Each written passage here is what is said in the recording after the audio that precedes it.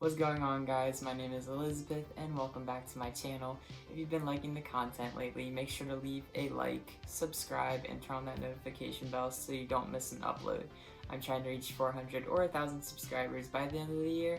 I believe we can do it. Now, with a character as big as Spider-Man, it was a no-brainer for theme park companies to bring him to their theme parks. Spider-Man started out at Universal as a part of their Marvel Superhero Island. Spider-Man got his own ride. This ride is so cool, it's amazing, it's honestly my favorite ride at Universal. It was built in the 90s and it's just still great. It still stands up. You can never tell that it was built in the 90s. It's just that good. Eventually Disney bought Marvel and Disney started bringing the Marvel characters into their theme parks. And when Disney made a deal to share Spider-Man with Sony, Spider-Man was brought over into the Disney theme parks. Spider-Man has his own ride at Disney called Spider-Man Web Swingers, or it's either Web Swingers or Web Slingers. I'll put the correction in the bottom. But that ride isn't as good as the Universal one. It's trash. Like, come on. You're a new ride. You were built 2020, 2022, I think. And the Spider-Man ride that was built in the 90s is better than you. You're supposed to be new and improved, but no, the ride's just lazy. But did you know back at Universal, Spider-Man had his own haunted house at Halloween Horror Nights? But it wasn't really a Spider-Man haunted house, it was a haunted house based on a Spider-Man villain named Carnage. But before I start talking about the Carnage haunted house, let me give you a little bit of history of Universal's Halloween Horror Night event. So Universal's Halloween Horror Nights happens each year in October, and Halloween Horror Nights consists of haunted houses and scare zones. Scare zones are little areas, themed areas that you can walk through, and you'll just have actors popping out at you instead of going through like a giant big house. Universal made the Carnage house back in 2002. The Carnage haunted house started out as a small scare zone. It was still based around Carnage, but it was just going to be a smaller walkthrough scare zone based around the Marvel villains. You'll have Carnage and other Marvel villains popping out at you while you're trying to walk to different haunted houses. But eventually plans changed and this little scare zone turned into its own haunted house. Each haunted house and scare zone has its own theme and backstory. This haunted house theme is that the Marvel supervillains have finally defeated the Marvel superheroes and the Marvel supervillains are going to take over the world. The Universal team built a warehouse behind Doctor Doom Fearfall. Doctor Doom Fearfall is pretty much just a drop tower ride themed around the Fantastic Four villain, Doctor Doom. But they built a warehouse behind that ride and they named it the Carnage Warehouse. And then the Carnage Warehouse was eventually called Maximum Carnage. That's the name of the haunted house. The concept art for this house is so cool. I would honestly love to get it framed.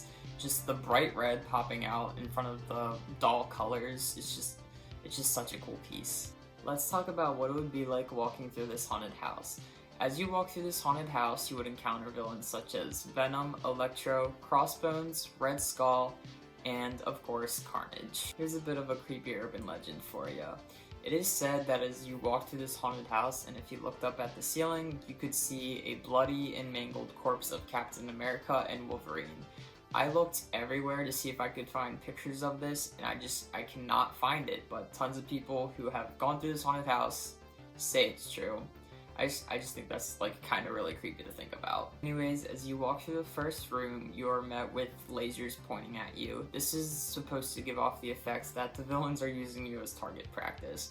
But the lasers aren't real, they're just lights flashing at you. The next room you walk through is this straight path of chain link fences. It's pitch black, the only thing you could see are the chain link fences beside you. It's very narrow, very claustrophobic, but of course you would have scare actors banging and clanging on the fences when you least expect it. To get to the last two rooms, you get to walk through this spinny tunnel thing that you'll see at fun houses. And in the second to last room you walk through, you come face to face with a waterfall, and this waterfall looks like it's just about to burst and it feels like the room is about to flood with you in it. And lastly, you enter a nuclear radiation room with flashing green lights and you get chased out by pretty much all the Marvel villains. Now, Marvel got mad at Universal for including their characters at this Halloween Horror Night event They think that their characters are too kid-friendly for Halloween Horror Nights events because Halloween Horror Nights can get a little too violent sometimes. So Universal was banned from using any Marvel characters at the event, which I think that's a ridiculous claim because a villain such as Carnage is a literal serial killer. He's in no way kid-friendly, and there are many other Marvel villains that are not kid-friendly. I think it's such a missed opportunity because I feel like they could have given a haunted house to each Marvel villain like each year. But again, it stinks. Missed opportunity, and now the Carnage Warehouse just kind of sits there dormant and it's just used as a regular storage house. If you want to learn more about this haunted house, I'll link the Halloween Horror Nights wiki in the comments. It's really cool. I suggest go check it out because there's just like a bunch of these old like gravelly pictures from the 2000s of the scare actors just like having a good time. It like looks like they're at a Comic-Con. It's really funny and it's like really like wholesome to look at. And there isn't really like an HD video.